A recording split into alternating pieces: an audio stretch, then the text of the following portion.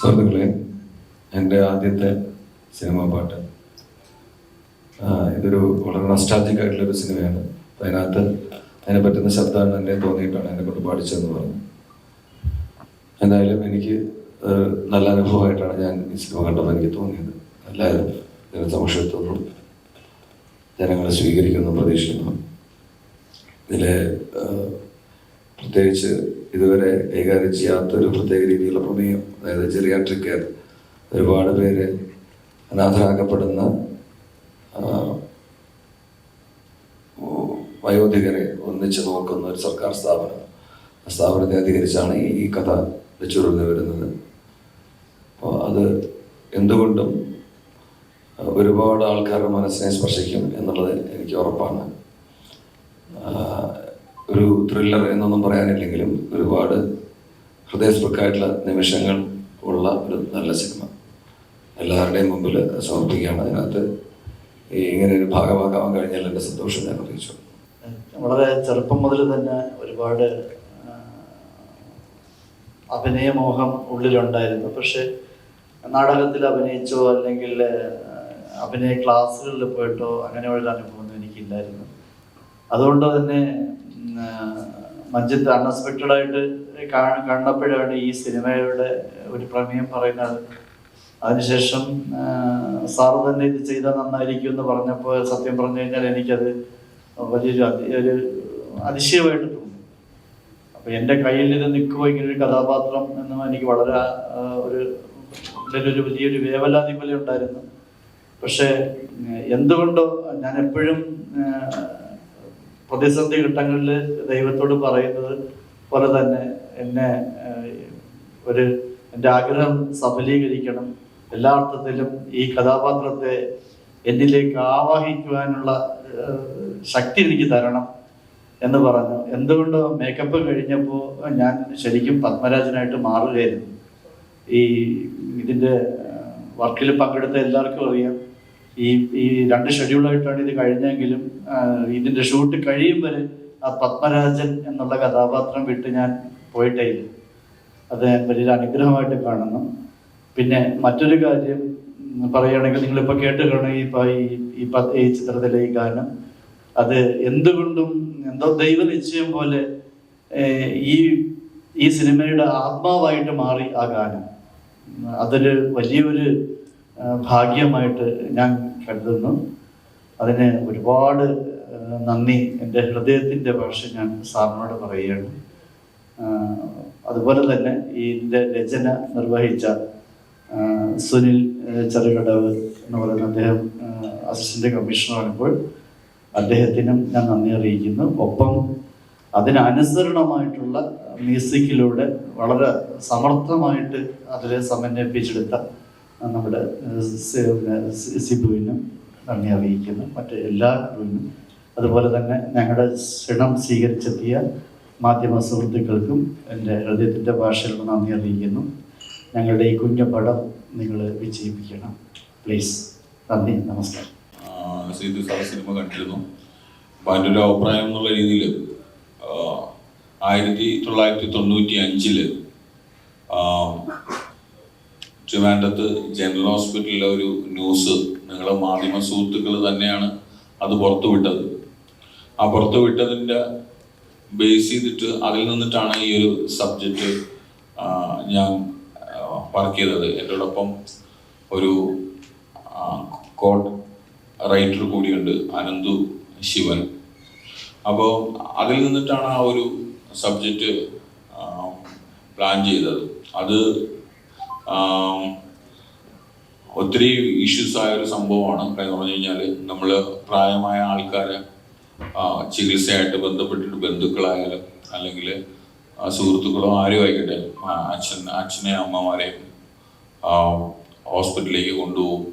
പിന്നെ അവർക്ക് നോക്കാൻ പറ്റാതെ അങ്ങനെ അവിടെ ഉപേക്ഷിച്ചിട്ട് പോകുന്ന ഏകദേശം 100 കണക്കിന് ആൾക്കാരുള്ള ആ ഹോസ്പിറ്റലിൽ കണ്ടെത്തുകയും അത് പിന്നെ തിരുവനന്തപുരത്ത് മെഡിക്കൽ കോളേജിലാണെങ്കിലും മറ്റുള്ള മെഡിക്കൽ കോളേജിലാണെങ്കിലും അത് ന്യൂസ് ആയതിനു ശേഷം ഗവൺമെൻറ് ഇടപെടുകയും അതിൻ്റെ ബേസ് ചെയ്തിട്ട് അവർ ഒത്തിരിത്തോളം ആൾക്കാരെ കണ്ടെത്തുകയും അവർക്ക് വേണ്ട പരിചരണം കൊടുക്കുന്നതിന് വേണ്ടി ഗവൺമെൻറ് മുൻകൈ എടുക്കുകയും പല സംഘടനകൾ അവരെ ഏറ്റെടുക്കുകയും അതിൽ നിന്നൊക്കെ വ്യത്യസ്തമായിട്ട് ട്രിവാൻഡ്രത്ത് ജനറൽ ഹോസ്പിറ്റലിൽ പോകുന്നവർക്ക് അറിയാം, എത്ര പേർക്കുണ്ടോ അറിയുമെന്ന് എനിക്കറിയില്ല. അവിടെ ഇങ്ങനെയുള്ള ആൾക്കാരെ സംരക്ഷിക്കുന്നതിന് വേണ്ടി വാർഡ് 9 എന്ന് പറയുന്ന ഒരു ബ്ലോക്കുണ്ട്. ഇന്നും അത് പ്രവർത്തിച്ചു വരുന്നുണ്ട്. അത് ഗവൺമെൻറ്റിൻ്റെയും മറ്റ് സംഘടനകളുടെയും ഏജൻസികളുടെയൊക്കെ സപ്പോർട്ടോടു കൂടിയാണ് പോകുന്നത്. ഇന്നും ഏകദേശം ഒരുപാട് പ്രായമായ അച്ഛനും അമ്മമാരും ഒക്കെ അവിടെ ഇന്നും ജീവിക്കുന്നുണ്ട്. അത് തന്നെ ലോകത്തിൽ തന്നെ, അല്ലെങ്കിൽ ഇന്ത്യയിൽ അല്ലെങ്കിൽ കേരളത്തിൽ, ലോകത്തിൽ തന്നെ ഒരു ഗവൺമെൻറ് ഹോസ്പിറ്റലിൽ ഇങ്ങനെ ഒരു ആൾക്കാരെ സഹായിക്കാനുള്ള ഒരു സംരംഭം ലോകത്ത് തന്നെ ആദ്യമാണ്. അത് ജനറൽ ഹോസ്പിറ്റലാണ് ട്രിവാൻഡ്രത്ത്.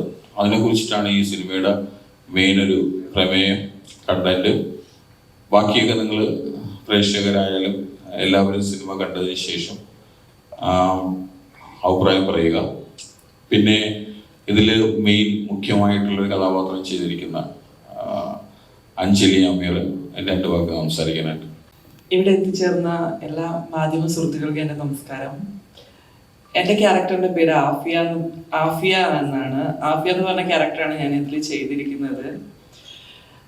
എന്താ പറയുക, വളരെ അൺഎക്സ്പെക്റ്റഡ് ആയിട്ട് എന്നിൽ എത്തിച്ചേർന്ന ഒരു ക്യാരക്ടറാണിത്.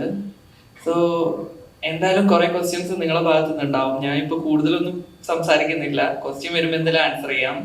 എനിവേ, ഇവിടെ എത്തിച്ചേർന്ന എല്ലാവർക്കും എൻ്റെ നന്ദി. എല്ലാവർക്കും നമസ്കാരം. സാറ് പറഞ്ഞ പോലെ ഇതൊരു ചെറിയ പടമാണ്, പക്ഷേ ഒരു നല്ല സോഷ്യൽ കോസുള്ള മൂവിയാണ്. അപ്പോൾ ഞങ്ങൾ March 1 വേണ്ടി വെയിറ്റിംഗ് ആണ്, especially with theatre problems and all. I hope ഞങ്ങൾ പടം ഇറങ്ങും ആൻഡ് അത്യാവശ്യം എല്ലാവരുടെയും സപ്പോർട്ട് ഉണ്ടാവും വിചാരിക്കുന്നു. Thank you. നമസ്കാരം. വർക്കൊക്കെ ചെയ്തു വന്നപ്പോൾ നല്ല രസമായിട്ട് വർക്ക് ചെയ്യാൻ പറ്റിയെന്നാണ് വിശ്വാസം. പിന്നെ വർക്ക് ചെയ്യാനും ഈസി ആയിരുന്നു, കാരണം നമുക്ക് അതിലെ എല്ലാവരുടെയും പെർഫോമൻസ് വൈസും അതിൻ്റെ എഡിറ്റിംഗ് വൈസും ഒക്കെ നമുക്ക് കറക്റ്റായാലും നമുക്ക് വർക്ക് ചെയ്യാനുള്ള ഒരു മൂഡ് കിട്ടുള്ളൂ. അപ്പം ഇതിൻ്റെ സ്റ്റാർട്ടിങ് സ്റ്റേജിൽ തന്നെ സാറ് വിഷ്വൽ തന്നപ്പോൾ തന്നെ ഒരു സോങ് പ്ലാൻ ചെയ്തോളാൻ പറഞ്ഞു. അപ്പോൾ അതിൻ്റെ ഇടയ്ക്കായിരുന്നു അതിൻ്റെ ഞാൻ സത്യം പറഞ്ഞാൽ ഇതിൻ്റെ പാട്ട് ശ്രീ സാറും ആണ് പാടുന്നതെന്നുള്ളൊരു ഒരു പ്ലാനിങ്ങിൽ വന്ന സമയത്ത് തന്നെ ആദ്യം ഞാൻ കമ്പോസ് ചെയ്ത് തുടങ്ങിയതിന് ഇതിൻ്റെ അനുബന്ധം വെച്ചിട്ടായിരുന്നു. കാരണം എനിക്ക് സാധാരണ പാട്ടുകളൊക്കെ കമ്പോസ് ചെയ്യുന്നതൊക്കെ ട്യൂൺ കൊടുത്തിട്ടൊക്കെ ട്യൂൺ കൊടുത്തതിന് ശേഷം ലിറിക്സ് എഴുതി വരാറ്. ഇത് സുനിൽ സാറ് തന്ന ലിറിക്സ് ഭയങ്കര കറക്റ്റ് ചിട്ടപ്പെടുത്തിയൊരു സ്റ്റൈലിലായിരുന്നു. അപ്പം ട്യൂൺ ചെയ്യാൻ ഈസി ആയിരുന്നു നമുക്ക്. അപ്പോൾ വേറെ കൺഫ്യൂഷൻസ് ഉണ്ടായിരുന്നില്ല. ചെറുതായിട്ട് വരികളൊക്കെ ഒന്ന് വെറുതെ ഒന്ന് നോക്കി, പിന്നെ അറിയാതെ അങ്ങനെ പാടിപ്പോയപ്പോഴാണ് അനുപല്ലവി തുടങ്ങി കുതിർന്ന കണ്ണീർന്നോട്ട്. ഞാൻ ആക്ച്വലി എന്താ പറയുന്ന പോലെ ഒരു ബാത്റൂം സീനർ പോലെ എല്ലാവരെയായിട്ട് വെറുപ്പിക്കും വീട്ടിലെ. അപ്പോൾ വെറുതെ ഇങ്ങനെ പാടിപ്പോയപ്പോൾ ഒരു ട്യൂൺ കിട്ടി. പിന്നെ അതിൻ്റെ ബേസ് ചെയ്തിട്ടാണ് യാദൃശ്ചികമായിട്ട് എന്താ പറയുക, ഒരു പടച്ചന്മാരൊക്കെ നമ്മളെ കൂടെ ഉണ്ടായിരുന്നു പറയില്ലേ. അപ്പോൾ ആ രീതിയിൽ അതിനെ ബേസ് ചെയ്തിട്ട് എനിക്ക് സ്കോറെല്ലാം കുറേ ചിട്ടപ്പെടുത്താൻ പറ്റി. അത് കണക്ക് തന്നെ പാട്ടുകളും അതുപോലെയൊക്കെ വന്നെന്ന് വിശ്വസിക്കുന്നു. എല്ലാവർക്കും ഇഷ്ടപ്പെട്ടെങ്കിൽ അത് ജഗദീഷ് പറയില്ലേ, ഇഷ്ടപ്പെട്ടോ എന്ന് ചോദിച്ചോ. അപ്പം അങ്ങനെയുള്ളൊരു ഇതിലാണ്. എന്തായാലും ഞങ്ങൾ എല്ലാവരും നല്ല ടീം വർക്കായിരുന്നു. എഡിറ്റർ ബിജിലേഷ് ഭായി ആണെങ്കിലും മഞ്ജിത് സാറാണെങ്കിലും, മഞ്ജിത് സാറിൻ്റെ ഉള്ളിലൊരു മ്യൂസീഷ്യൻ ആക്ച്വലി ഉണ്ട്. പുള്ളി ഓരോരോ വരികൾ ഞാൻ ഇങ്ങനെ ട്യൂണ് കിട്ടുമ്പോഴും ഞാനിങ്ങനെ പുള്ളിയോട് പറയുമ്പോൾ നീ അത് ഒറ്റ കാര്യം പറയാറുള്ളൂ, നീ അത് തകർത്തോന്ന് പറയും. അപ്പം നമുക്ക് കിട്ടുന്ന തരുന്ന ഒരു കോൺഫിഡൻസ് ലെവല് ചെറുതല്ല. പിന്നെ ശ്രീ സാറാണെങ്കിലും വളരെ ഞാൻ അന്ന് പറഞ്ഞിരുന്നു പ്രാവശ്യം, സത്യമുള്ള ശ്രീ സാറെ കൊണ്ട് അത് പാടിക്കുന്ന ഒരു പേടിയില്ലായിരുന്നു. അത് പാടി സാറെ ശരിയായില്ല കേട്ടോ പറയാൻ വയ്യുള്ളൊരവസ്ഥ ഉണ്ടായിരുന്നു.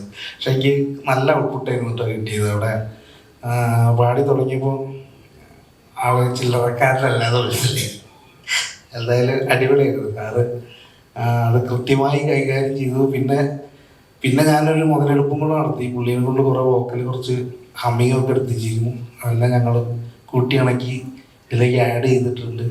സ്കോറെല്ലാം സാറും ഞാനും കൂടെ ഇരുന്ന് ആണ് വെറുപ്പിച്ചിട്ടുള്ളത് വിശ്വസിക്കുന്നത്. എന്തായാലും എല്ലാവരുടെയും പ്രാർത്ഥന വേണം, സപ്പോർട്ട് വേണം, എല്ലാവിധ അനുഗ്രഹങ്ങളും വേണം. Thank you. നമസ്കാരം. ഞാനൊരു പുതുമുഖമാണ്. എൻ്റെ റിലീസാവുന്ന ആദ്യത്തെ സിനിമയാണ്. പക്ഷേ ഇതെൻ്റെ സിനിമയിലെ 19ാമത്തെ വർഷമാണെന്നുള്ളതാണ് ഒരു സത്യം. 19 വർഷങ്ങൾക്ക് മുന്നേ 2005 ഒരു സീരിയലിൽ അഭിനയിച്ചുകൊണ്ടാണ് ഞാൻ എൻ്റെ കരിയർ തുടങ്ങുന്നത്. പിന്നെ അതിനുശേഷം അഭിനയം എന്നെ കൊണ്ട് പറ്റുന്ന പണിയല്ല എന്ന് മനസ്സിലാക്കി തിരിച്ച് ടെക്നിക്കൽ സൈഡിലേക്ക് വന്നു. Direction, script, editing, graphics, VFX ഫയർഫ്ലൈയിൽ ബാഹുബലി വർക്ക് ചെയ്തു. അങ്ങനെയെല്ലാം തിരിച്ച് കറങ്ങി 18 വർഷങ്ങൾക്ക് ശേഷമാണ് തിരിച്ച് അഭിനയത്തിലേക്ക് വന്നിട്ടുള്ളത്. സോ ഇതൊരു 18 വർഷത്തിന് ശേഷം ഇതൊരു പുതിയ തുടക്കമായിട്ട് കാണുന്നു. എല്ലാവരുടെയും സപ്പോർട്ടോടുകൂടി മുന്നോട്ട് പോകണമെന്ന് ആഗ്രഹിക്കുന്നു. സോ കൂടുതലൊക്കെ ബാക്കി പിന്നീട് ഇതിലേക്ക് പറയാം. Thank you. ഈ അവസരം തന്ന മഞ്ജിത് ഭായിക്കും റഹീം സാറിനും എല്ലാവർക്കും എൻ്റെ വളരെ നന്ദി ആദ്യമേ എന്ന് പറയുന്നു. ഞാനും ഒരു പുതുമുഖമാണ്. ഈ അവസരം തന്ന മഞ്ജിത് സാറിനും റഹീം സാറിനുമൊക്കെ നന്ദി പറഞ്ഞുകൊണ്ട് തുടങ്ങുകയാണ്. ഷീത് സാറിനെ പോലെ ഞാനും മലയാള സിനിമയിൽ ആദ്യമായിട്ട് ഈ ഒരു കൊച്ചു സിനിമയുടെ വരാൻ ഭാഗ്യം കിട്ടിയതിൽ സന്തോഷിക്കുന്നു. മാർച്ച് 1 റിലീസ് ആവുന്ന ഈ സിനിമ നിങ്ങളിലൂടെയാണ് കേരള ജനത കാണുന്നത്. നിങ്ങളുടെ അഭിപ്രായം അത് കണ്ടിട്ട് നിങ്ങൾ തരുന്ന റിവ്യൂ ആണ് സിനിമയുടെ ബാക്കി ഉള്ള ദിവസത്തെ മൈലേജ്. അപ്പം നിങ്ങളത് ഞങ്ങൾ ചെയ്ത ഈ കൊച്ചു സിനിമ എത്രത്തോളം ഞങ്ങളെ കൊണ്ട് പറ്റുന്നു അത്രയും നല്ല രീതിയിലാണ് ചെയ്തത്. അപ്പം നിങ്ങളത് അംഗീകരിച്ച് അതിൻ്റെ അഭിപ്രായം പറയണം. Thank you. നമസ്കാരം. ഇതൊരു കുഞ്ഞു സിനിമയാണ്.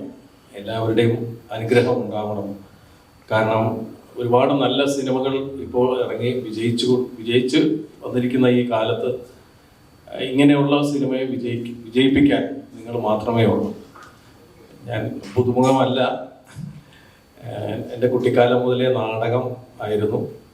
നാടകയോഗത്തിൽ വർക്ക് ചെയ്തതിന് ശേഷം ഒരു പ്രവാസിയായി.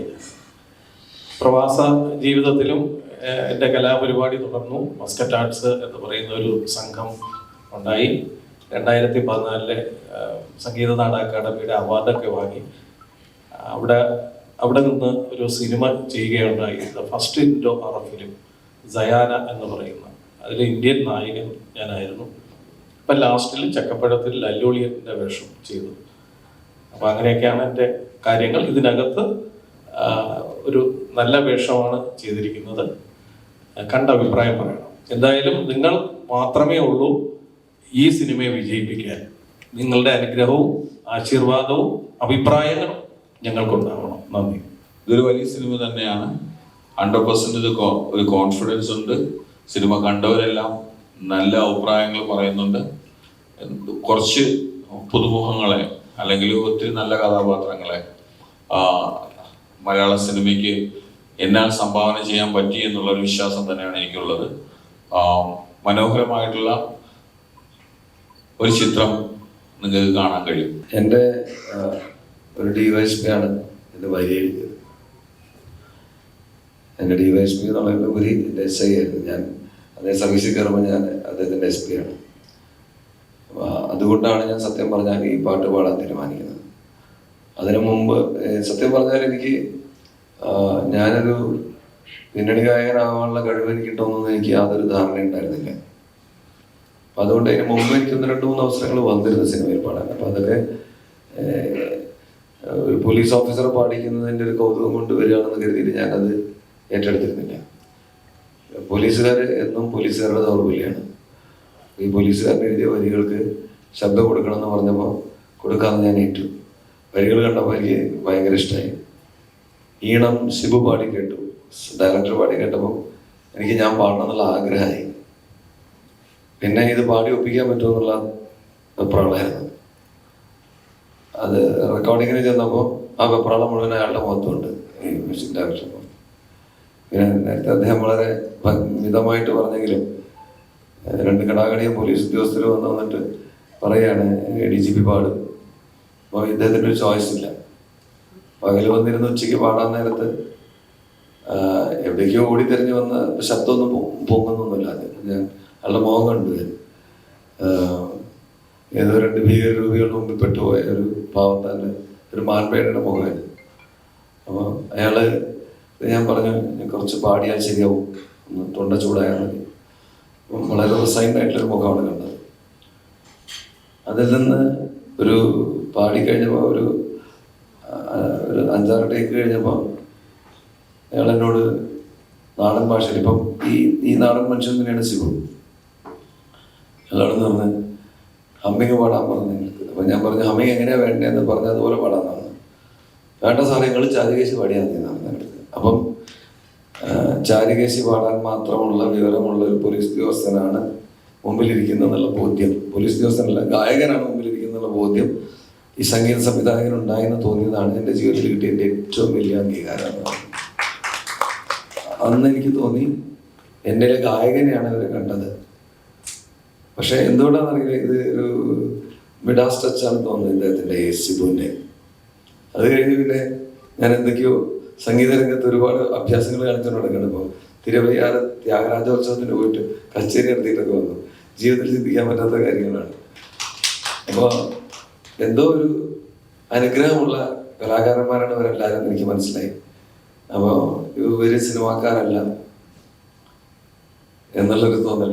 വെറും സിനിമാക്കാരൊക്കെ മോശമാണെന്നല്ല, സിനിമാക്കാരൊക്കെ നമ്മുടെ മനസ്സിൽ, പ്രത്യേകിച്ച് പോലീസ് ഉദ്യോഗസ്ഥരുടെ മനസ്സിൽ ഒരുപാട് എന്താ പറയുക കോംപ്ലിക്കേറ്റഡ് ആയിട്ട് ചിന്തിക്കുകയും ജീവിക്കുകയും ചെയ്യുന്നവരാണെന്നാണ് ഞാൻ കരുതി പോന്നിരുന്നത്.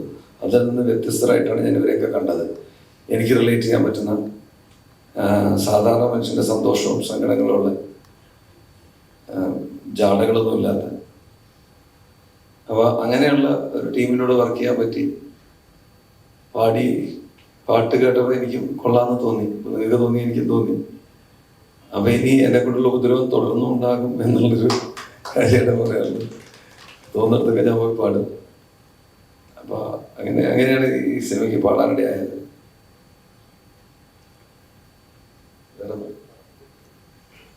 പടം ഞാൻ കണ്ടു, ഭയങ്കര ഗൃഹാതുരത്വം ഉണർത്തുന്ന ഫീല് തരുന്നൊരു പടമാണ്. ഒരു ട്രാൻസ്ജെൻഡറുടെ ജീവിതത്തിലൊരു പ്രധാനപ്പെട്ട ഏട് എങ്ങനെയാണ് പോണത്. അവരുടെ പലപ്പോഴും ഞാൻ പല ട്രാൻസ്ജെൻഡേഴ്സിനോട് സംസാരിച്ചിട്ടുള്ളപ്പോൾ എന്നോട് പറഞ്ഞിട്ടുണ്ട് അവരുടെ ഈ സ്ത്രീകൾക്കും പുരുഷന്മാർക്കും പ്യൂബർട്ടി, പ്രായം പൂർത്തിയാകുന്ന സന്ദർഭം എന്ന് പറഞ്ഞാൽ ആഘോഷവേളകളാണ്. ഒരു ട്രാൻസ്ജെൻഡറെ സംബന്ധിച്ചിടത്തോളം അതൊരു ട്രോമയുടെ തുടക്കമാണ്. ഏതെങ്കിലും ഒരു ലിംഗനിബദ്ധമായി തന്നെ ജീവിക്കണമെന്ന് നിർബന്ധം പിടിക്കുന്ന ഒരു സമൂഹത്തിൻ്റെ എന്താ പറയുക ഒരു തിരിശേഷിപ്പാണ് അവരുടെ ജീവിതം എന്ന് പറയുന്നത്. അതിൻ്റെ ബാക്കിപത്രമാണ്. അപ്പോൾ അവർക്ക് ഈ ഒരു തീരുമാനത്തിലേക്ക് എത്താൻ പറ്റാത്ത ഒരു ബാല്യവും യൗവനമാണ് അവർ കടന്നു പോകുന്നത്. അതിൻ്റെ ട്രോമ ഒരു വലിയ പങ്ക് ഈ സിനിമയിൽ ഭംഗിയായി ചിത്രീകരിച്ചിട്ടുണ്ട്.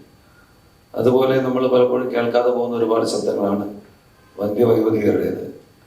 അങ്ങനെ ഒരു പ്രായമുള്ള ഒരാളുടെ ജീവിതം എങ്ങനെയാണെന്ന്, അങ്ങനെയുള്ള ആൾക്കാർ ഒന്നിച്ച് ചേരുമ്പോൾ ഉണ്ടാവുന്ന ഒരു അവസ്ഥാന്തരം എന്താണ് ലോകത്ത്, അവരുടെ ജീവിതത്തിൽ ഉണ്ടാവുന്ന വ്യത്യാസം എന്താണെന്നൊക്കെ ഭംഗിയായിട്ട് ചിത്രീകരിക്കാൻ ഈ ചിത്രത്തിൽ സാധിച്ചിട്ടുണ്ടെന്നാണ് ഞാൻ വിശ്വസിക്കുന്നത്.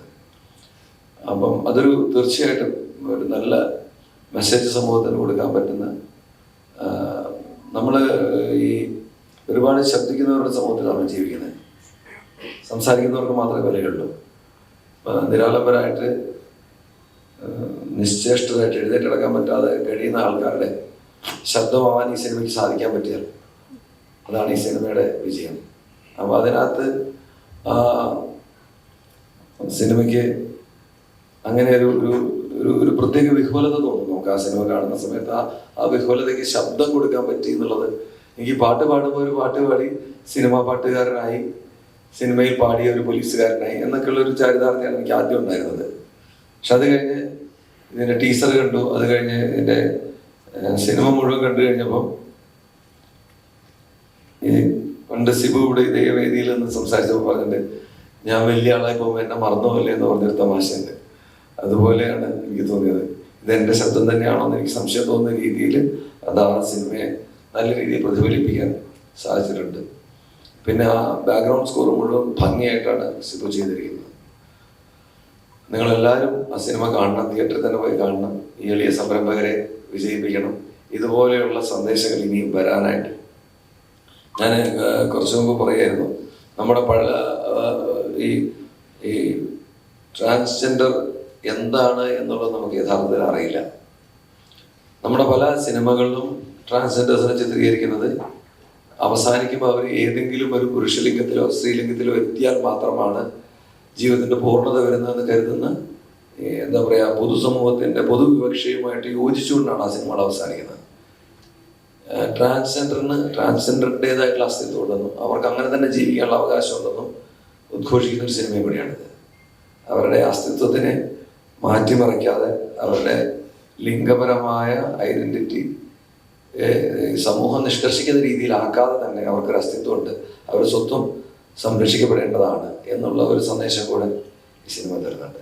അത്തരത്തിലൊക്കെ വളരെ നല്ലൊരു സന്ദേശം കൊടുക്കുന്ന ഒരു സിനിമയാണ്. ഒരുപാട് തമാശയൊന്നും നമുക്ക് ആശപ്പെടാനില്ല, പക്ഷെ എന്നാലും നമുക്ക് നമ്മളെ തന്നെ നോക്കി ചിരിക്കാനുള്ള ഒരുപാട് അവസരം ഈ സിനിമ തരും.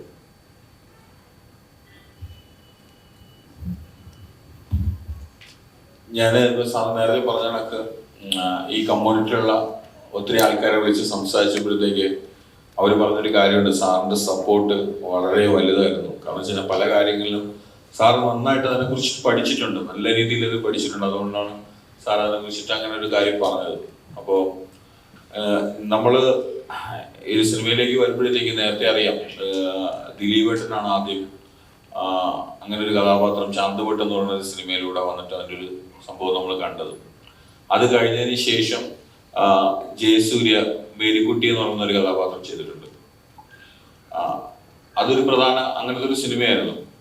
എനിക്ക് തോന്നുന്നു അതിനുശേഷം അത്രയും ഒരു ശക്തമായിട്ടുള്ള അങ്ങനെ പല സിനിമകളിലും ചെറിയ ചെറിയ ക്യാരക്ടേഴ്സുകളൊക്കെ ഉണ്ട്. പക്ഷെ അതിൽ നിന്നൊക്കെ തന്നെ വളരെ ശക്തമായിട്ടുള്ള ഒരു കഥാപാത്രം ആഫിയ എന്ന് പറയുന്ന ഒരു ക്യാരക്ടർ അഞ്ജലിയുടെ കരിയറിലെ തന്നെ ഏറ്റവും നല്ല ബെസ്റ്റ് പെർഫോമൻസ് തന്നെ ആയിരിക്കും എന്ന് തന്നെയാണ് എൻ്റെ വിശ്വാസം. അത് പ്രേക്ഷകരാണ് തീരുമാനിക്കേണ്ടത്.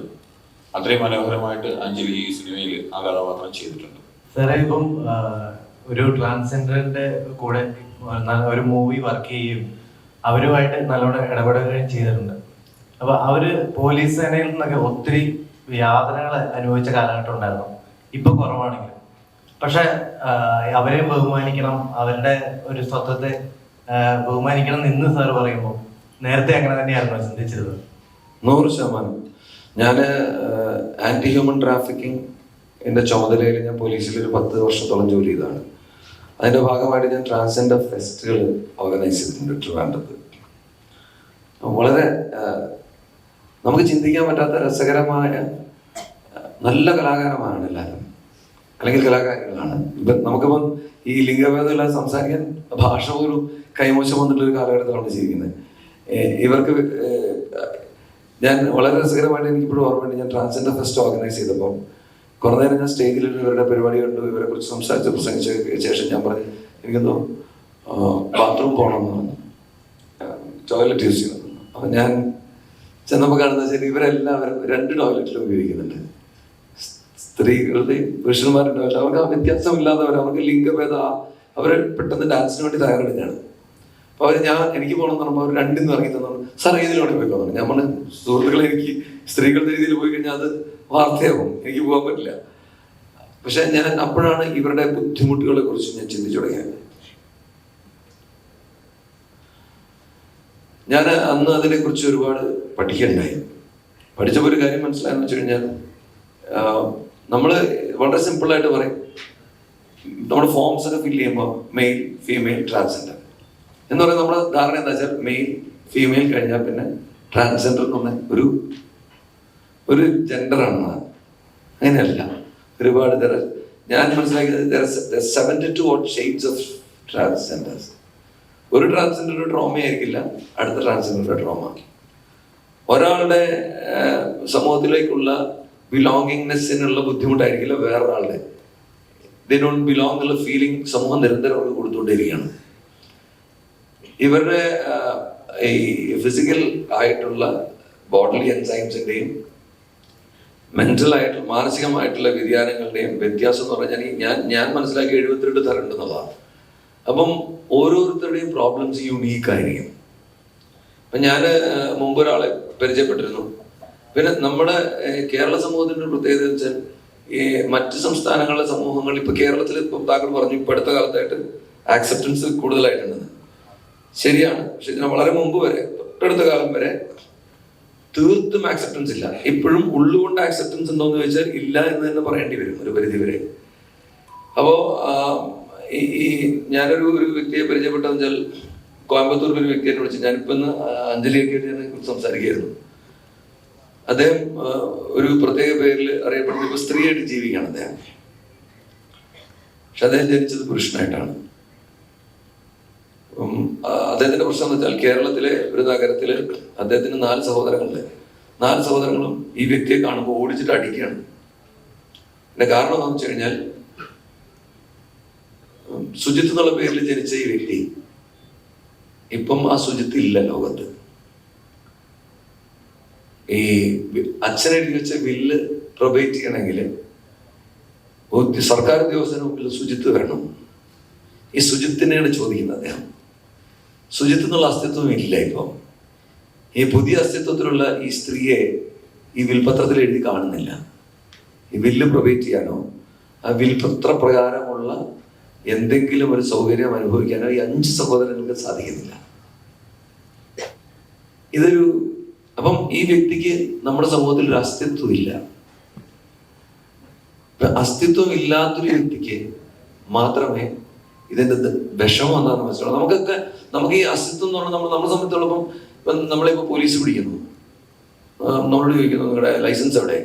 നമുക്കൊരു ലൈസൻസ് എടുത്ത് കൊടുക്കാനുണ്ട്. ആധാർ എവിടെ? ആധാർ കൊടുക്കാനുണ്ട്. ഇല്ലെങ്കിൽ ആധാർ ഇല്ല, ഞാൻ പോയി എടുക്കണം എന്ന് പറയാനുള്ള ഒരു ആർജവം നമുക്കുണ്ട്. ഇങ്ങനെ പറയാൻ പറ്റാത്ത ഒരു പറ്റം വ്യക്തികളുടെ ജീവിതം എങ്ങനെയാണ് ഞാൻ അടുത്തവന് തന്നെയുണ്ട്.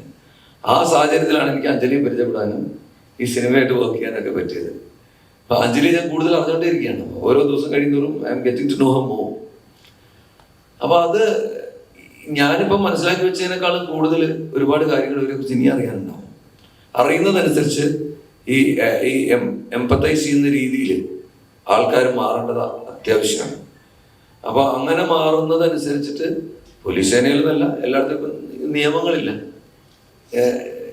പറഞ്ഞ ശരി. ഇപ്പൊ നമ്മള് ഒരു വിചിത്രമായൊരു ഉത്തരവ് പണ്ട് ഉണ്ടായിരുന്നു. അതായത് നമ്മുടെ ഈ എന്താ പറയാ ലിംഗമാറ്റ ശസ്ത്രക്രിയക്ക് പണം അനുവദിച്ചുകൊണ്ടുള്ള ഒരു ഉത്തരവുണ്ടായിരുന്നു. രസം എന്ന് വെച്ചാൽ 5 വയസ്സ് വരെയുള്ള കുട്ടികൾക്ക് ലിംഗമാറ്റ ശസ്ത്രക്രിയ 5 വയസ്സ് വരെ ഇവർക്ക് ട്രോമയേ ഇല്ല. ഞാൻ പറഞ്ഞ ശരി, അവർക്ക് ആ ഒരു പ്രശ്നമേ ഇല്ല. അവർ കുഞ്ഞുങ്ങളാണ്. അവർ സ്റ്റാർട്ട്സ് അറ്റ് പ്യൂബർട്ടി. ഇതുപോലും അറിയാതെയാണ് പലപ്പോഴും പല ഉത്തരവുകളും കാര്യങ്ങളൊക്കെ മുമ്പുണ്ടായിട്ടുള്ളത്. ഇപ്പൊ വലിയ മാറ്റം വരുന്നുണ്ട്, ഇല്ലാന്ന് ഞാൻ പറയുന്നില്ല. പക്ഷെ ഞാൻ തീർച്ചയായിട്ടും പറയുന്നു, നമ്മുടെ അയൽ സംസ്ഥാനമായ തമിഴ്നാട്ടില് നമുക്ക് ഒരുപാട് കാര്യങ്ങൾ മാർഗദർശകമായിട്ടുണ്ട് ഇക്കാര്യത്തില്. ഇവിടുന്ന് കർണാടകത്തിൽ പോയി താമസിക്കുന്ന ആൾക്കാരുണ്ട്. ഞാൻ ഒരിക്കൽ ബാംഗ്ലൂർ നമ്മുടെ മുമ്പ് ഒരു ഹൈക്കോടതി ജഡ്ജ് ഉണ്ടായിരുന്നു. മാഡം അവിടെ ഇവരുടെ ഒരു കൂട്ടായ്മ ഓർഗനൈസ് ചെയ്ത് ഞാൻ അവിടെ പോയി ഇവരെ കണ്ടിട്ടുണ്ട്. ഇപ്പൊ കേരളത്തിലുള്ള ഒരുപാട് പേരെ അവിടെ കാണാം. ഇങ്ങനെയുള്ളവരെ ഒന്നിച്ച് ജീവിച്ചാൽ ഇവര് കുറ്റവാളികളാണ് എന്നുള്ള മുൻവിധിയോട് കൂടിയാണ് പലപ്പോഴും നമ്മൾ കാണുന്നത്. അല്ലെങ്കിൽ അസാൻമാർഗികളാണ്. അങ്ങനെയൊക്കെയുള്ള ഒരുപാട് പൊതുവിവക്ഷകൾക്ക് മാറ്റം വരേണ്ട കാലം അതിക്രമിച്ചിട്ടുണ്ട്. അപ്പം അത് എനിക്ക് മുമ്പേ ആ ധാരണയുള്ളത് തന്നെയാണ്. ഞാൻ അത്ര കുഴപ്പക്കാരനല്ല. പിന്നെ ഇങ്ങനെ ഒരു സംരംഭത്തിൽ വർക്ക് ചെയ്യാൻ പറ്റിയപ്പോൾ അത് എന്താ പറയാ, അതൊരു ഉപോത്ബലകമായിട്ട് ഈ പഴയ ചിന്തയൊക്കെ വന്നു എന്നുള്ളതാണ് എന്റെ സത്യം. എന്താ പറയുക, സോഷ്യൽ മീഡിയയിലൊക്കെ പോസ്റ്റ് ചെയ്യാൻ കണ്ടിട്ടുണ്ട്. അതായത് പുതിയ ബന്ധങ്ങൾ വരുന്നു പോകുന്നു, അത് ജീവിതത്തിൽ ഒത്തിരി മാറ്റങ്ങൾ സംഭവിക്കുന്നുണ്ട്. പക്ഷെ ഇതൊന്നും ഇല്ലാതെ ഞങ്ങൾക്ക് ജീവിക്കാൻ സാധിക്കില്ല എന്നും ഒരു സ്റ്റേറ്റ്മെന്റ് കണ്ടിരുന്നു. അപ്പൊ ഈ സിനിമാ മേഖലയിലും ഇതുപോലുള്ള ബന്ധങ്ങൾ നല്ലപോലെ ആണോ തോന്നിയിട്ടുള്ളത്, മോശമായിട്ടാണോ തോന്നിയിട്ടുള്ളത്? എനിക്ക് തോന്നുന്നു ഞാൻ സോഷ്യൽ മീഡിയ മെൻഷൻ ചെയ്ത ബന്ധം വല്ല ലവ് റിലേഷനെ പറ്റിയായിരിക്കും. അതർവൈസ് ഞാൻ വർക്ക് ചെയ്യുന്ന മേഖലയിലുള്ള ബന്ധങ്ങളും ഇതും ഞാൻ താരതമ്യം ചെയ്യാറില്ല. ഫസ്റ്റ് ഓഫ് ഓൾ എന്താന്ന് വെച്ചാല് ഇപ്പൊ വർക്ക് ചെയ്യുന്ന സ്ഥലത്തുള്ളത് എന്നെ മാനസികമായി അത്രത്തോളം ബാധിക്കാറില്ല.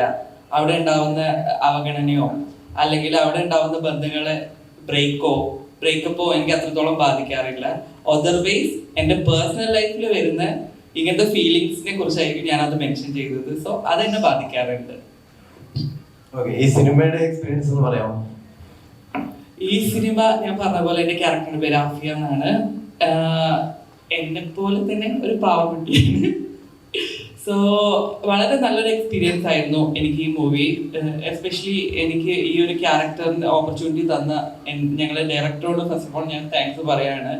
അതേപോലെ ശ്രീജിത്ത് സാറൊക്കെ പാടിയ ഈ ഒരു മൂവിയിൽ വർക്ക് ചെയ്യാൻ പറ്റിയത് പ്രീതി, പ്രിനു, വിനീതേട്ടൻ, റിജു ചേട്ടൻ, റഹീമൊക്ക, ഞങ്ങളെ പപ്പ, ഞാൻ പപ്പ എന്നാണ് വിളിക്കാറ്. സോ ഷിബു ചേട്ടൻ, അതല്ലാതെ കുറെ പേര് ഇവിടെ ഇരിക്കാതെ ഒരുപാട് പേര് മുന്നണിയിലും പിന്നണിയിലും പ്രവർത്തിച്ചിട്ടുണ്ട്. സോ ഇത്രയും പേരുടെ കൂടെ വർക്ക് ചെയ്യാൻ പറ്റിയതിൽ എനിക്ക് ഒരുപാട് സന്തോഷം ആണ്. ക്യാരക്ടറിനെ കുറിച്ച് കൂടുതൽ ഞാൻ റിവീൽ ചെയ്യുന്നില്ല. എന്താണെന്ന് വെച്ചാൽ ഇവിടെ പലരും മെൻഷൻ ചെയ്യുകയുണ്ടായി. എന്നിരുന്നാലും നിങ്ങൾ കണ്ടെന്നെ വിലയിരുത്തുന്നതായിരിക്കും ഒന്നുകൂടെ ഉചിതം. ഈ ഇപ്പൊ ഇറങ്ങിയ ചിത്രങ്ങളിൽ ഞാൻ പ്രേമിലും മാത്രമേ കണ്ടുള്ളൂ, മറ്റു ചിത്രങ്ങളിൽ ഞാൻ കണ്ടിട്ടില്ല.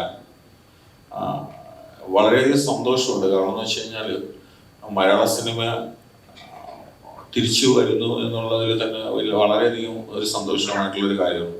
കാരണം എന്ന് പറഞ്ഞു കഴിഞ്ഞാൽ കോവിഡിൻ്റെ അവസ്ഥയിലൊക്കെ നിന്ന് ഒത്തിരി ബുദ്ധിമുട്ടി ആൾക്കാർ പല സിനിമകളും കഴിഞ്ഞ വർഷങ്ങളിൽ തന്നെ ഏകദേശം 200ഓളം മുകളിൽ ചിത്രങ്ങൾ വന്നിട്ടുണ്ടായിരുന്നു.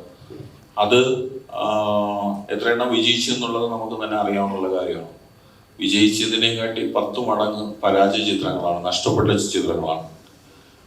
അതിൽ നിന്ന് വ്യത്യസ്തമായിട്ട് ഇപ്പോൾ ടോവിനോയുടെ അന്വേഷിക്കും കണ്ടെത്തും മുതൽ 4 ചിത്രങ്ങൾ ചേർത്തുകൊണ്ട് വളരെ ഒരു വിജയത്തിലേക്ക് ആ ചിത്രങ്ങൾ പോകുന്നു എന്നുള്ളതിൽ വളരെയധികം സന്തോഷമുണ്ട്. ആ ഒരു വിശ്വാസത്തിലാണ്. കാരണം വെച്ചാൽ ഈ വന്ന 4 ചിത്രങ്ങളുടെ പല വ്യത്യസ്ത ചിത്രങ്ങളായിരിക്കാം, അതിൽ നിന്ന് വ്യത്യസ്തമാണ് നമ്മുടെ ചിത്രം. കാരണം വെച്ച് കഴിഞ്ഞാൽ യാതൊരു രീതിയിലും അതുമായിട്ട് അങ്ങനെയുള്ള ഒരു സബ്ജക്റ്റോ അങ്ങനെയുള്ള ഒരു കണ്ടന്റോ ഒന്നുമല്ല. ഇപ്പൊ നിങ്ങൾ കണ്ടിരിക്കുന്ന അല്ലെങ്കിൽ യൂത്തിന് ഇഷ്ടപ്പെടുന്നതോ അല്ലെങ്കിൽ ഡിഫറെന്റ് മേക്കിംഗ് ആയിട്ടുള്ള സിനിമകളോ അല്ലെങ്കിൽ ഒത്തിരി എക്സ്പീരിയൻസ് ആയിട്ടുള്ള ആർട്ടിസ്റ്റ് അഭിനയിച്ചിരിക്കുന്ന സിനിമകളിൽ നിന്നൊക്കെ വ്യത്യസ്തമായിട്ട് ആ മേഖലകളിൽ ഒരിക്കലും ചിന്തിക്കാൻ അല്ലെങ്കിൽ ആ ഒരു വഴിയിലൂടെ സഞ്ചരിക്കുന്ന ഒരു സിനിമയല്ല. ഇതൊരു ഫാമിലി ചിത്രമാണ്, ഒരു ഫാമിലി പടമാണ്, ഒരു ഇമോഷണൽ ഡ്രാമയാണ്. കുറച്ച് സമയം നമ്മുടെ മനസ്സിലെ എവിടേക്കോ നമുക്ക് ഒന്ന് സ്പർശിക്കുന്ന ഒരു ചിത്രമായിരിക്കും. അത് ആ ഒരു പ്രതീക്ഷയിലാണ് മാർച്ച് 1 ചിത്രം തിയേറ്ററിലേക്ക് എത്തിക്കുന്നത്. നമ്മുടെ ഡിസ്ട്രിബ്യൂഷൻ്റെ പ്രസിഡന്റ് വന്നിട്ടുണ്ട്. അപ്പോൾ അനുവാദം തന്നുകൊണ്ട് തന്നെയാണ് നമ്മൾ മാർച്ച് 1 ചിത്രം തിയേറ്ററിലേക്ക് എത്തിക്കുന്നത്. അമ്മ ആക്ച്വലി തെലുങ്ക് മൂവിയായിരുന്നു. തമിഴ് ബൈലിംഗലാണ്, 3 ലാംഗ്വേജസിൽ ഉണ്ടായിരുന്നു, 3 or 4 ലാംഗ്വേജസിൽ.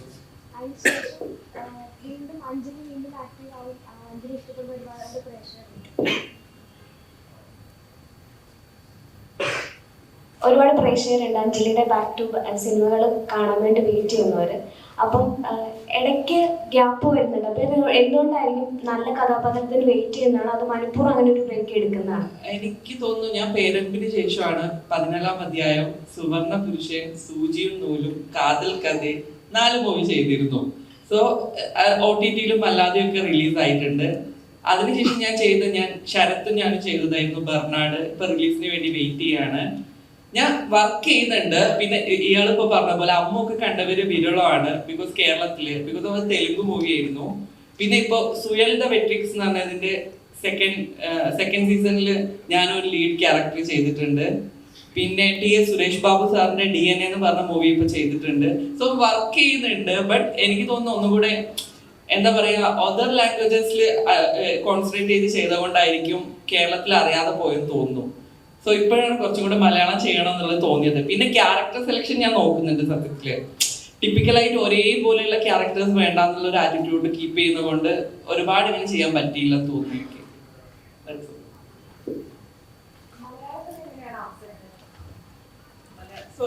എനിക്ക് കൺവേ ആയില്ല ക്വസ്റ്റ്യൻ. എനിക്ക് തോന്നുന്നു താരതമ്യേന മലയാളത്തില് ഒരു ഇപ്പൊ പലരും പറയുന്നത് ഞാൻ കേട്ടിട്ടുണ്ട്. സോ ഇപ്പൊ തമിഴിലാണെങ്കിൽ കുറച്ചും കൂടെ അക്സെപ്റ്റൻസ് കിട്ടുന്നുണ്ടെന്ന് തോന്നുന്നു.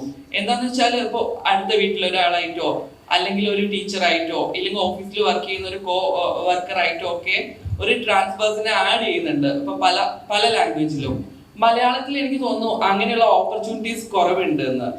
സോ എനിക്ക് തോന്നുന്നു ഇല്ലെങ്കിൽ ഇപ്പോ നോർമലി ഉള്ള മെൻസ് വരെ സിസ്റ്ററിന്റെ പല ട്രാൻസ് ക്യാരക്ടേഴ്സ് ചെയ്യുന്നുണ്ട്. അപ്പൊ സിസ്റ്ററിന്റെ ക്യാരക്ടർ ചെയ്യാൻ ഏബിൾ ആയിട്ടുള്ള പേഴ്സൺസിന് അങ്ങനെയുള്ള ഓപ്പർച്യൂണിറ്റീസ് കൊടുക്കുന്നത് കുറച്ചും കൂടെ അവസരങ്ങൾ ഉണ്ടാക്കുമെന്ന് ഞാൻ വിചാരിക്കുന്നു. ബട്ട് പലരും അതിനെ കുറിച്ച് കാലഘോഷമായി ചിന്തിക്കാത്തത് കൊണ്ടാണ് അങ്ങനെയുള്ള ഒരു അവസരത്തിന്റെ ആ ഒരു ദൗർബല്യം വരുന്നത്. അഞ്ജലി, ബിഗ് ബോസ് പോലുള്ള വലിയ ഷോകളിൽ പങ്കെടുത്ത വ്യക്തിയാണ് താങ്കൾ. അപ്പം ബിഗ് ബോസിന്റെ സീസൺ 6 വരാൻ പോകുന്നു. അതിന് മുൻപായിട്ട് നമ്മൾ കുറച്ച് കാര്യങ്ങൾ ഇപ്പം വിവാദമായിട്ട് വരുന്നുണ്ട്. ബിഗ് ബോസിന് മുന്നേ മത്സരാർത്ഥികൾ പരസ്പരം അറിയുകയും മീറ്റിംഗ് കൂടുന്നു, സ്ക്രിപ്റ്റ് ഉണ്ടാക്കുന്നു, ഗെയിം പ്ലാൻ ഉണ്ടാക്കുന്നു എന്നൊക്കെ. ഈ ഒരു കാര്യത്തോട് അഞ്ജലിയുടെ പ്രതികരണം എന്താണ്? ഫസ്റ്റ് ഓഫ് ഓൾ, ഞാൻ ആദ്യത്തെ സീസണിൽ എനിക്ക് തോന്നുന്നു 2017-2018 സമയത്താണ് പോകുന്നത്. സോ എനിക്ക് ആ സമയത്തൊന്നും ബിഗ് ബോസിനെ കുറിച്ച് ഒന്നും അറിയില്ല. അപ്പോ ഇപ്പോഴത്തെ പോലെ പ്രഡിക്ഷൻ ലിസ്റ്റോ അങ്ങനെയൊന്നും വരുന്നുമില്ലായിരുന്നു. ഓരോ ചാനൽസിലോ ഓൺലൈൻസിലോ ഒന്നും അങ്ങനെയുള്ള പ്രഡിക്ഷൻ ലിസ്റ്റ് വരുന്നില്ലായിരുന്നു.